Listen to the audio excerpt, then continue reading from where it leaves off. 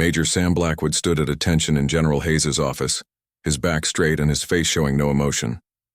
The emergency call had come just 20 minutes ago, while he was training recruits. "At ease, Major," said General Hayes.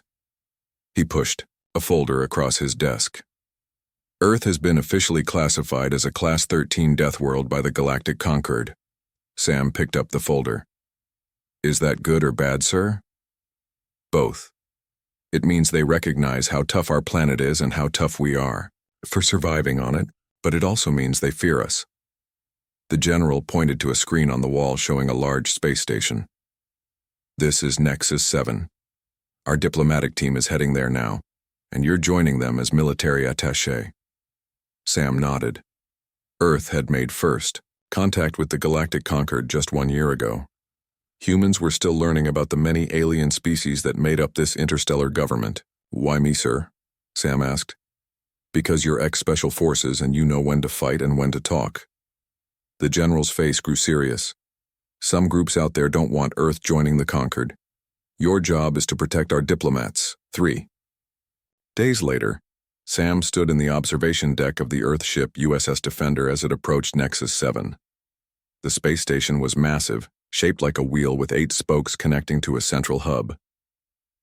Lieutenant Natalie Rivers joined him at the window. She was also former Special Forces assigned as security for the diplomatic mission. "First time seeing it?" she asked. "Yes," Sam replied. "Hard to believe there are representatives from over 30 alien species in there." Natalie checked her. "A tablet. According to intelligence, most evolved on planets much less harsh than Earth. The gravity on their worlds is weaker, the weather milder, fewer predators. That's why they call Earth a death world," Sam said. "Our gravity is stronger, our animals more dangerous, our weather more extreme, and it's made us tough," Natalie added. The diplomatic team gathered in the ship's conference room for final briefing. Ambassador Olivia Wright stood at the head of the table.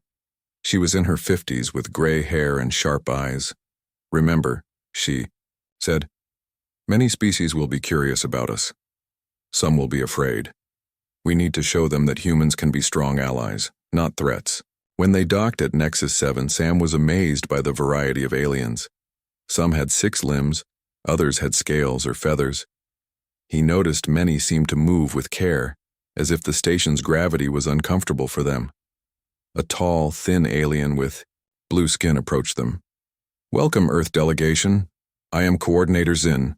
The Council is eager to meet the representatives of a Class 13 world." During the tour, Sam noticed several aliens watching them with what seemed like fear. Others showed obvious curiosity. A group of reptilian beings kept their distance, their eyes never leaving the humans. "Those are Draxians," Natalie whispered to Sam. "Private military contractors, basically mercenaries. They evolved on a low-gravity moon with almost no predators." "They don't look friendly," Sam replied quietly. That evening, the Concord hosted a reception for the Earth delegation. The grand hall was filled with representatives from many worlds. Sam stayed close to Ambassador Wright, watching for any trouble. A small, 4-armed alien approached them. "Fascinating, real Deathworlders. Is it true you can survive falls that would kill most species?" Before the ambassador could answer, the lights went out. Sam immediately moved in front of Wright, his training kicking in. He heard strange popping sounds, followed by screams and the smell of something burning. When emergency lights came on, Sam saw chaos. Several aliens were on the floor. 2 human diplomats lay unmoving nearby. Through the smoke, he spotted reptilian forms moving quickly. The Draxians. "Ambassador, we need to move." Sam grabbed Wright's arm, but an energy blast hit the wall near them. Wright was thrown to the floor. 3 Draxians surrounded them, pointing weapons. "The human ambassador comes with us," the leader hissed. Sam reached for his sidearm but stopped when he saw more Draxians entering the hall. They were outnumbered. The leader grabbed Ambassador Wright. "Tell your Earth government that some corporations have bigger plans for your planet than Concord membership." Sam tried to follow, but a blast hit the floor at his feet. By the time he recovered, the Draxians were gone with the ambassador. "Major." Natalie appeared beside him, a cut on her forehead. Security is locked down. We can't reach our ship. They took right, Sam said. We need to follow them. They made their way through confused crowds of aliens. Many were injured and station security was trying to restore order. Look, Natalie pointed through a viewport. A small ship was detaching from the station. That has to be them, Sam said. We need to find a way off this station. They found Coordinator, Zin trying to organize emergency responses. Coordinator, the Draxians took our ambassador, Sam said. We need to go after them. Zin's face showed shock. Impossible! The Draxians are registered contractors. They wouldn't, they did, Natalie cut in. And they mentioned corporations having plans for Earth. Zin's expression changed. There are groups that oppose new worlds joining the conquered, especially resource-rich worlds like yours. But kidnapping a diplomat is unprecedented. Can you help us follow them? Sam asked. Official response will take time, Zin replied. The council must meet, evidence must be reviewed. We don't have time, Sam insisted. Natalie pulled Sam aside. I overheard one of the Draxians. Their ship is called the Void Hunter. It's heading to the Tau sector. They found a quiet corner to plan. Sam contacted Earth Command through a secure channel, but the nearest Earth ship was days away. We can't wait, Sam said after the call. They see us as just curious specimens from a harsh planet. They don't know what humans are truly capable of. Natalie nodded. I've found us a way off the station, an independent trader who owes Earth a favor. Sam checked his weapon. Then let's show these mercenaries why no one should ever take humans lightly. As they made their way to the lower docks, Sam thought about what the Draxians had said. Some corporations had plans for Earth. Who was really behind this attack? One thing was certain. The Draxians had made a serious mistake. They had judged humans by the standards of their own kind. They didn't understand that Earth's harsh conditions had created not just stronger bodies, but more determined minds. They think they're the hunters, Sam said as they approached the trader's ship. Natalie smiled grimly. They're about to become the hunted. The small trader ship detached from Nexus 7, following the path of the Void Hunter into deep space. The Draxians would soon learn why taking humans prisoner was a terrible mistake, especially humans trained on the deadliest planet they had ever known. The trader ship was small and cramped, nothing like the military vessels Sam and Natalie were used to. The pilot, a furry alien named Grex, had 3 eyes and spoke with a clicking sound between words. Draxian ships are fast, Grex said as they followed the mercenary vessel's trail. But they leave behind radiation traces, easy to follow. Sam studied the star map on the ship's main screen. How long until we catch them? 6 hours, maybe 7, Grex replied. They do not know they are being followed. Good for us. Natalie was checking their limited weapons. Not much to work with here. We'll make do, Sam said. We always have. While Grex piloted, Sam and Natalie reviewed what they knew about Draxians. Natalie pulled up files on her tablet. Evolved on a moon with 1/3 Earth gravity, she read. Limited predators in their ecosystem. Their homeworld has stable weather patterns and little geological activity. So they've never had to adapt to harsh conditions, Sam noted. What about their physical capabilities? Strong grip, fast reflexes, good eyesight, Natalie continued. But their endurance is poor compared to humans. They tire quickly and need more oxygen. Sam nodded. What about their ship, this Void Hunter? Grex clicked from the pilot's seat. Standard mercenary vessel, crew of 20, maybe 25. 2 decks, cargo hold in the bottom. That's where they'll keep the ambassador, Sam said. Natalie looked concerned. 2 of us against 25 armed mercenaries, not great odds. They expect a rescue from outside, Sam replied. Not from 2 humans sneaking aboard. Remember the Gorvan Ridge mission? Natalie smiled slightly. We were outnumbered 30-1. And we still completed the objective, Sam said. This is no different. 4 hours later, Grex's ship closed in on the Void Hunter. The mercenary vessel was larger, with engines glowing bright blue against the darkness of space. I can get close enough for you to board, Grex said, but my ship has no weapons. If they detect us, we cannot fight. Just get us alongside their hull, Sam said. We'll handle the rest. They put on the only spacesuits Grex had.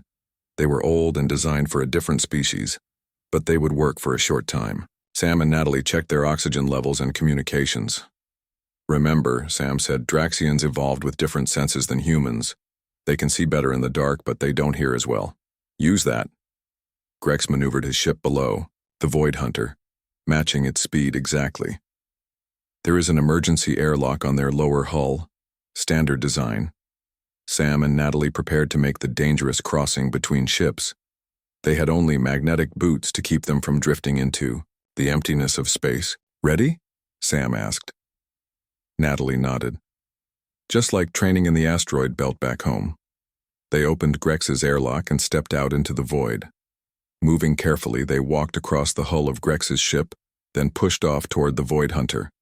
For several terrifying seconds, they floated in open space before their magnetic boots connected with the Mercenary ship's hull. We're on, Sam said through the comm link. They made their way to the emergency airlock. Natalie connected a small device to the control panel. Universal bypass, she explained. Should work on standard Concord tech. After a tense minute, the outer door slid open. They entered quickly, closing it behind them. Once the chamber pressurized, they removed their helmets but kept the suits on. We'll look strange in these, but better than exposing our human features, Sam said. They opened the inner door and found themselves in a dimly lit maintenance corridor. No alarm sounded. They had made it aboard undetected. According to the standard layout, the cargo hold should be 2 levels down, Natalie whispered. They moved carefully through the ship. Twice they had to hide as Draxian crew members walked past. The reptilian mercenaries moved with confidence, clearly not expecting intruders. They're sloppy, Sam whispered. No regular security patrols. They don't think anyone would dare board their ship, Natalie replied. They found an access shaft and climbed down toward the cargo level. The gravity was set lower than Earth normal, making them feel lighter and stronger. Another advantage. When they reached the cargo level, they heard voices. Sam peered around a corner and saw 2 Draxians guarding a door. That must be where they're keeping the ambassador, he whispered. Natalie looked around. We need a distraction. Sam noticed a control panel nearby. These ships use environmental systems to accommodate different species, he said. What if we adjust the temperature? Natalie smiled. Draxians are cold-blooded. They don't handle temperature changes well. She worked on the panel while Sam kept watch. After a minute, she nodded. Done. The temperature in that section will drop rapidly. They waited. Soon, the guards began shifting uncomfortably. One spoke into a communicator, probably reporting the temperature issue. A few minutes later, both guards left their post to investigate. Now, Sam said. They rushed to the door and opened it. Inside, they found Ambassador Wright sitting on a bench.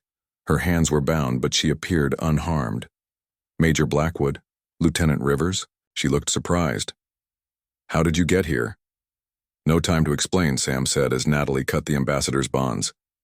We need to move quickly. There's something you need to know, Wright said. I overheard the mercenaries talking. Someone called the broker hired them. They're taking me to a rendezvous point. Did you hear who this broker is? Natalie asked. No, but they seemed afraid of him, Wright replied. Suddenly, alarms began blaring throughout the ship.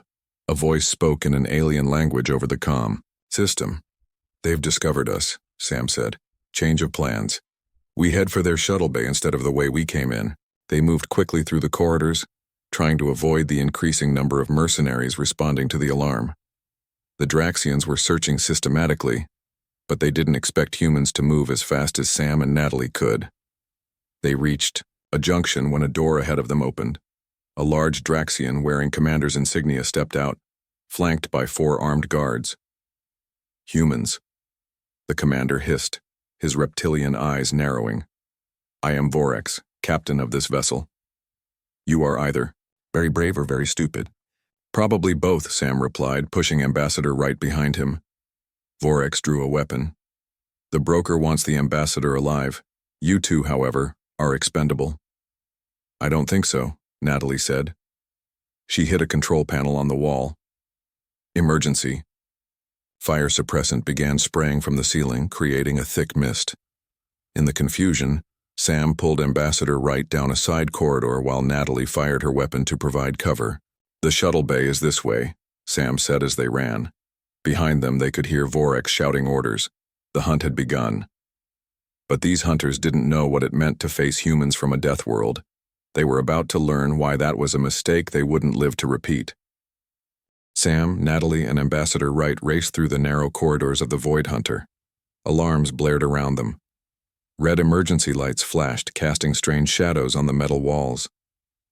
The shuttle bay should be just ahead, Sam said, checking. A ship layout he had memorized during their quick planning. Behind them they could hear the sounds of pursuit. The Draxians were moving quickly, their clawed feet clicking against the metal floor. They're gaining on us, Wright said, breathing hard. Just a bit further, Natalie encouraged. She was helping Wright keep pace. The ambassador was doing well, for someone who wasn't military trained. They turned a corner and found themselves facing a sealed door. The control panel beside it was flashing red. Lockdown, Sam muttered. He examined the panel. I can't bypass this. Natalie looked around, quickly. Air duct, she pointed upward. Standard emergency access. Without hesitation, Sam jumped and pulled down the duct cover. It was tight, but it would work. You first, Ambassador, he said, making a step with his hands. Wright climbed up and into the duct. Natalie followed. Just as Sam was pulling himself up, 3 Draxian guards appeared at the far end of the corridor. They raised their weapons and fired. Energy bolts hit the wall near Sam's head. He pulled the duct cover closed just as more shots hit it. That was close, he whispered. They crawled through the tight space. For humans used to Earth's stronger gravity, moving through the ducts was easier than it would be for most species, another advantage of being from a death world. The shuttle bay should be 2 junctions ahead, Natalie whispered, leading the way. Wright spoke quietly as they moved. While I was their prisoner, I managed to access a data terminal. They thought I was just a diplomat who wouldn't understand their technology. What did you find? Sam asked.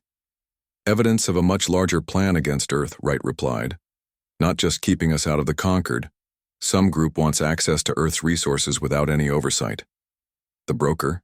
Natalie asked. Wright nodded. I think so. And I believe it's someone high-ranking in the Conquered itself. They reached a junction in the ducts. Below them was a large open area, the shuttle bay. Sam carefully removed the vent cover and peered down. 4 Draxian guards were stationed around the bay, watching the doors. A small shuttle sat in the center, ready for launch. 4 guards, Sam whispered. Armed, but they're not looking up. We need a distraction, Wright said. Natalie smiled and pulled a small device from her pocket. Standard issue noisemaker. Not much, but it should work. She set the device and tossed it across the shuttle bay. It landed with a clatter near the far door. The guards immediately turned toward the sound, weapons raised. Now, Sam said. They dropped down from the duct one by one, landing softly in the reduced gravity. They stayed low, using cargo containers for cover as they made their way toward the shuttle. They were halfway there when a voice spoke over the ship's communication system. Clever humans, said Commander Vorex. I underestimated you. A mistake. I won't repeat. Suddenly, heavy doors slammed shut around the shuttle bay. A hissing sound filled the air. Gas, Natalie warned. A greenish mist began pouring from vents in the ceiling. The Draxian guards quickly put on breathing masks. Don't breathe it in, Sam said, pulling his shirt over his mouth and nose. Natalie and Wright did the same. That won't help you humans. Vorex's voice mocked. This toxin absorbs through skin, quite lethal to most species. The gas grew thicker around them. Sam could feel his skin beginning to burn. Beside him, Wright coughed violently despite her covered mouth. I'm actually impressed, Vorex continued. No other species would have made it this far. But now you see the futility of your escape attempt. Sam looked at Natalie. Even through the pain, he could see determination in her eyes. This was when humans from Earth showed their true strength. What Vorex doesn't know, Sam said quietly, is that Earth has some of the most toxic plants and animals in the galaxy. Our bodies are built to handle poisons better than most species. Natalie nodded. It hurts, but it's not killing us as quickly as it should. Wright was struggling more than the two trained soldiers, but she was still conscious. I can keep going, she insisted. Sam looked toward the shuttle. We need to reach that ship. Once inside, we can seal it against the gas. The Draxian guards were moving confidently through the gas, searching for them. Their breathing masks protected them completely. We need those masks, Natalie said. Sam nodded. Time to show them what Deathworlders can do. Despite the burning pain of the gas, Sam moved quickly around a container. He approached the nearest guard from behind and struck hard at the base of the Draxian's skull. The guard collapsed without a sound. Sam took his mask and weapon. Across the bay, Natalie did the same to another guard. She secured a second mask and brought it to Wright. Put this on, she instructed the ambassador. Wright took the mask gratefully. 2 down. 2 to go, Sam said. The remaining guards realized something was wrong and began calling out to their fallen comrades. Sam and Natalie used the gas as cover, staying low and moving quickly despite the pain. Sam took down the third guard, while Natalie handled the fourth. Soon all 4 masks were theirs, and they had cleared the path to the shuttle. Impossible! Vorex's voice raged over the speakers. The gas should have incapacitated you by now. Never underestimate humans, Sam said, though he knew Vorex couldn't hear him. They reached the shuttle and opened its hatch. Once inside, they sealed the door. The shuttle's air filtration system quickly cleared the toxic gas that had entered with them. Ambassador, can you fly this? Sam asked, looking at the alien controls. Wright nodded. Part of diplomatic training includes basic operation of conquered vessels. This isn't much different. She took the pilot's seat and began activating systems. The shuttle hummed to life. They'll try to stop us from launching, Natalie warned, checking the shuttle's sensors. Too late, Wright said as she engaged the engines. The shuttle lifted off from the bay floor. The main bay doors were still sealed, but Wright aimed for the emergency launch tube at the side of the bay. Brace yourselves, she warned. The shuttle shot forward into the narrow tube. Alarms blared as emergency force fields failed to activate. In time, they burst out into open space, the Void Hunter growing smaller behind them. We did it, Wright said, relief in her voice. Sam checked the shuttle's communication system. We need to contact Earth forces. Before he could activate it, the shuttle's sensors began beeping urgently. The Void Hunter is powering weapons, Natalie reported. They're coming after us. We're not out of danger yet, Sam said grimly, as their small shuttle raced through space with the Mercenary ship in pursuit. Sam knew one thing for certain. The Draxians had just learned an important lesson about humans. But the real fight was just beginning. The small shuttle raced through space, engines pushed to their limits. Behind them, the Void Hunter followed, its weapons charging. Can we outrun them? Sam asked, looking at the shuttle's sensor display. Ambassador Wright shook her head. This shuttle isn't built for speed. It's just a short-range transport. We need somewhere to hide, Natalie suggested. She was studying the navigation system. There's a dense asteroid field about 10 minutes from here. We might lose them in there. Good idea, Wright said, adjusting their course. But they'll still be able to track our engine signature. Sam thought for a moment. Not if we power down once we're inside the field. We can use the asteroids for cover and let our momentum carry us. A warning alarm sounded as the Void Hunter fired its first shot. The energy blast passed close to their shuttle, making the whole vessel shake. They're still recovering from our escape, Natalie observed. That shot wasn't well aimed. The next one will be better, Sam warned. Ambassador, push this thing as fast as it will go. Wright nodded and diverted all power to the engines. The Miuro shuttle lurched forward, gaining some distance from the pursuing ship. Minutes later, they reached the edge of the asteroid field. Huge rocks floated in the darkness, some as small as the shuttle, others as large as mountains. This is going to be tight, Wright said as she guided the shuttle between two spinning asteroids. The Void Hunter fired again.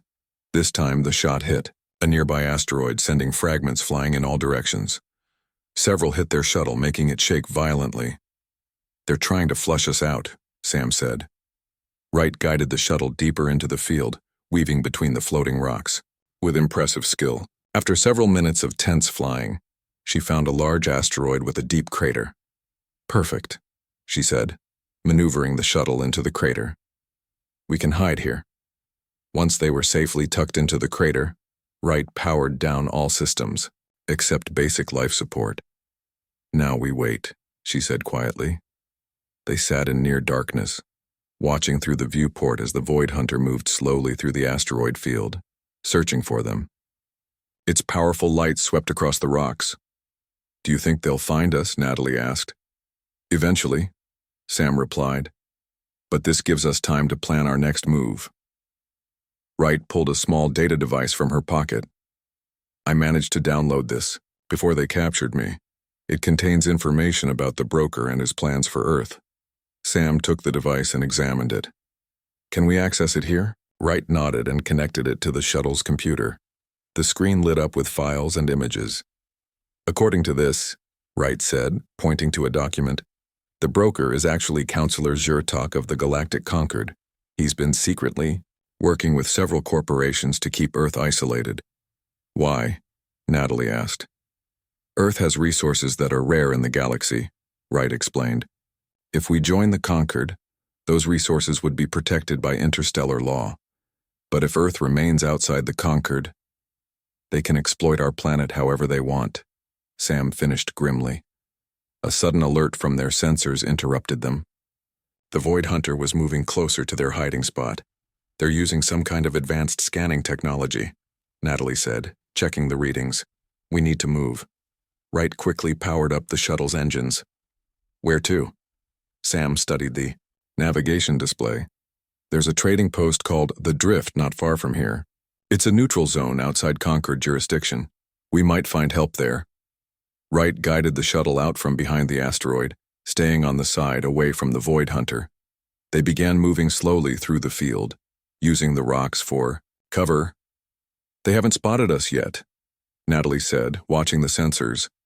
They were almost clear of the asteroid field when disaster struck. A small, fast-moving asteroid they hadn't detected collided with their port engine. The shuttle spun wildly, alarms blaring. "Engine damaged," Wright shouted, fighting with the controls. "We're losing power." "The Void Hunter will have detected that," Sam said. "We need to move fast." Wright managed to stabilize the shuttle, but they were now trailing visible energy from the damaged engine. Like blood in water, it would lead the Hunter straight to them. "We can make it to the drift," Wright insisted, "but just barely." The Void Hunter had indeed detected them. It changed course, heading directly toward their position. "They're closing fast," Natalie warned. "I have an idea," Sam said. He went to the shuttle's small cargo area and returned with a maintenance drone. "We can program this to fly away from us, mimicking our engine signature. It might buy us time."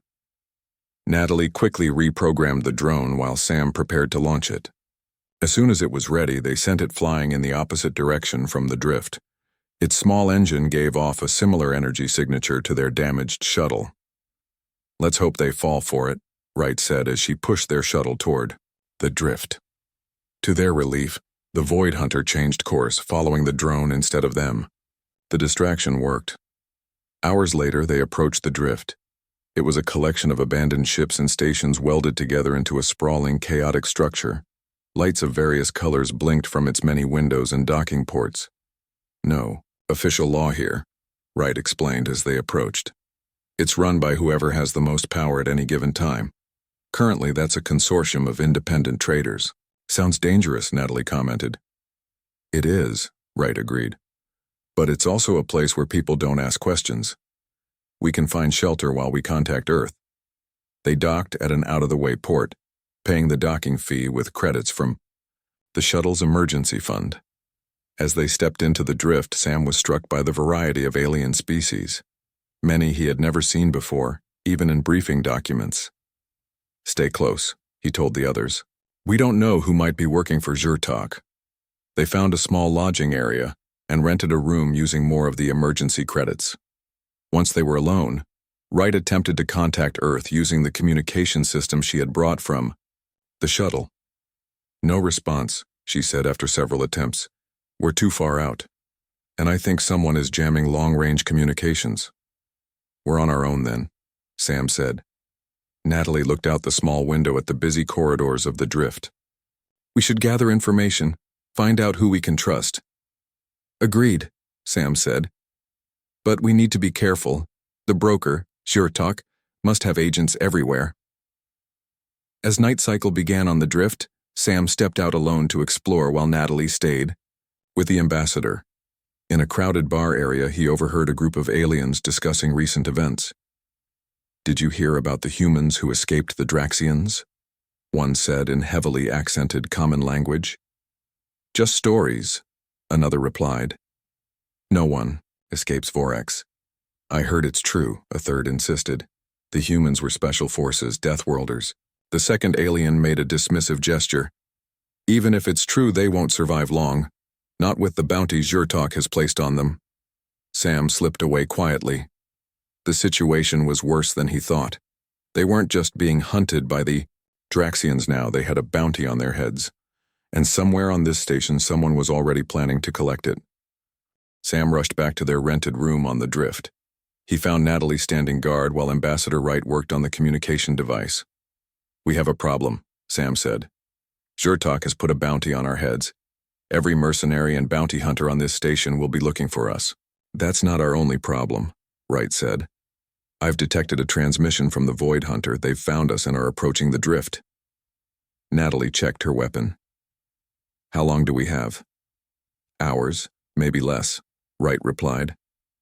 Sam paced the small room. We need a new plan. We can't fight them all and we can't run forever. A soft knock on the door made them all freeze. Sam motioned for Natalie to cover him as he approached the door cautiously. He opened it slightly, ready for trouble. Outside stood a small, gray-skinned alien with large eyes. Are you the humans everyone is looking for? The alien asked in a whisper. Sam didn't answer, his hand tight on his weapon. My name is Krill, the alien continued. I am an information dealer. I have news you need to hear. After carefully checking the corridor, Sam allowed Krill to enter. The small alien seemed nervous, his large eyes constantly moving. Why should we trust you? Natalie asked.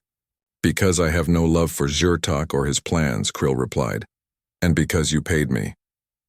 We haven't paid you anything, Sam said, confused. Krill smiled, showing small, pointed teeth. Not with money, with reputation. Do you know what they're calling you on the drift? The ghosts from the death world. No one has ever escaped Commander Vorax before. What's your information? Wright asked impatiently.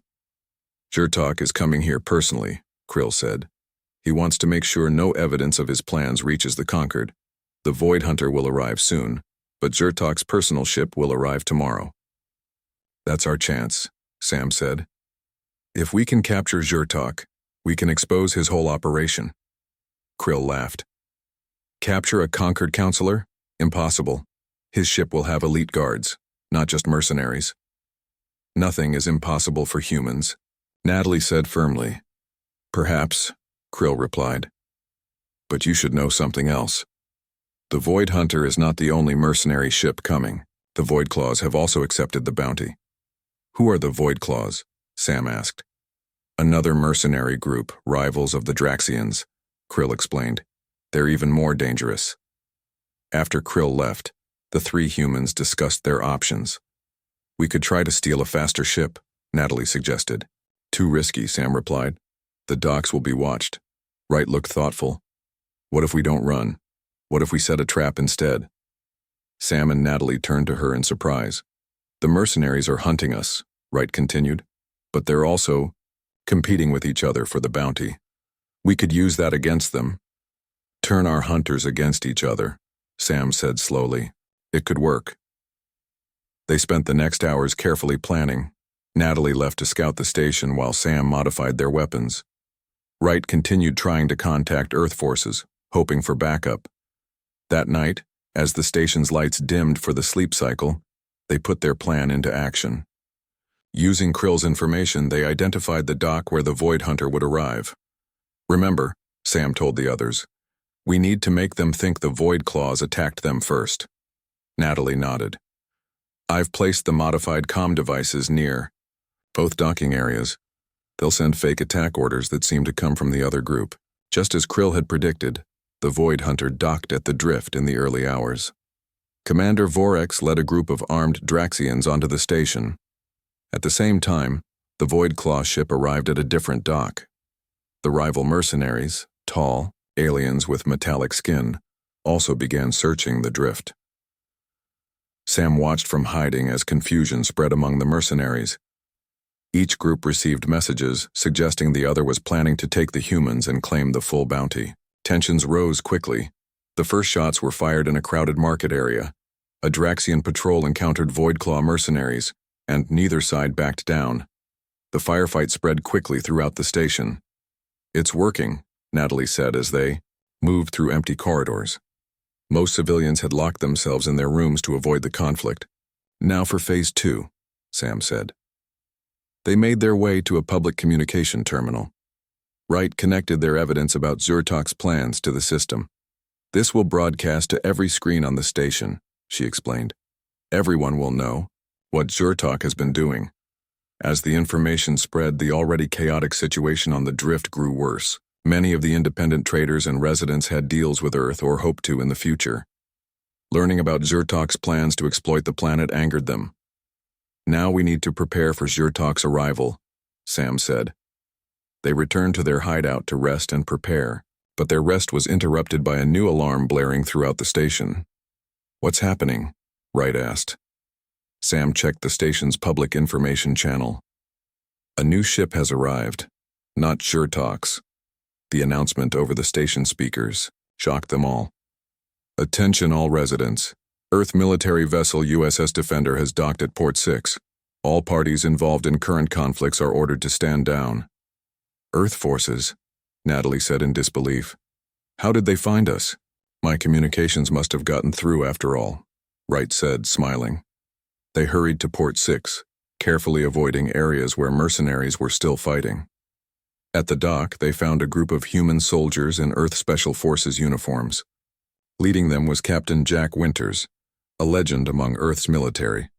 "Ambassador Wright," Winters said, saluting. "Major Blackwood, Lieutenant Rivers, glad to see you're all still in one piece." "How did you find us?" Sam asked. "Your emergency beacon was weak, but we picked it up," Winters explained. "We've been tracking you since you escaped the Void Hunter. We have evidence against Counselor Zyrtok," Wright said, holding up her data device. "He's been planning to exploit Earth's resources by keeping us out of the Concord." Winters nodded. "We know. Your broadcasts reach farther than just this station. The Concord has received the evidence as well. Zyrtok is being recalled to answer for his actions." "What about the mercenaries?" Natalie asked. "Most are retreating now that Earth forces have arrived," Winters said. "Except the Draxians. Commander Vorex is refusing to stand down. He's holding position at his ship." Sam checked his weapon. "Then we should pay him a visit." Despite protests from Captain Winters, Sam and Natalie insisted on joining the team sent to confront Vorex. They found the Draxian commander and his remaining mercenaries barricaded near their ship. "Commander Vorex," Sam called out. "Your employer has been exposed. The bounty is canceled. There's no reason to continue fighting." Vorex stepped forward, his reptilian eyes fixed on Sam. "This isn't about the bounty anymore, human. This is about honor. No one escapes from me." "First time for everything," Sam replied. Vorex drew his weapon. "You Deathworlders think you're so special. Let's see how special you are now." What followed was a fierce but brief battle. The Draxians fought well, but they were no match for Earth's special forces. Trained on a world with higher gravity, more dangerous predators, and harsher conditions, the humans moved faster and hit harder than the mercenaries expected. In the end, Vorex faced Sam alone, both wounded but still fighting. "Now I understand," Vorex said as he struggled to stand, "why they call Earth a death world. Why they fear you.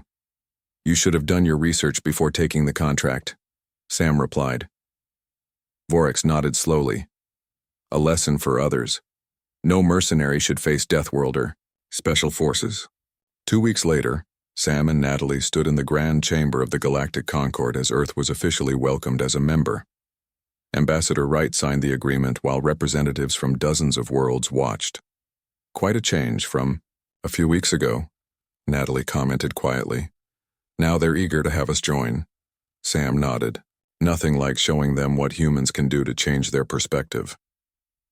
As they left the chamber, Sam overheard a group of alien mercenaries talking among themselves. One phrase stood out clearly. Accept any contract. Except against human. Special Forces.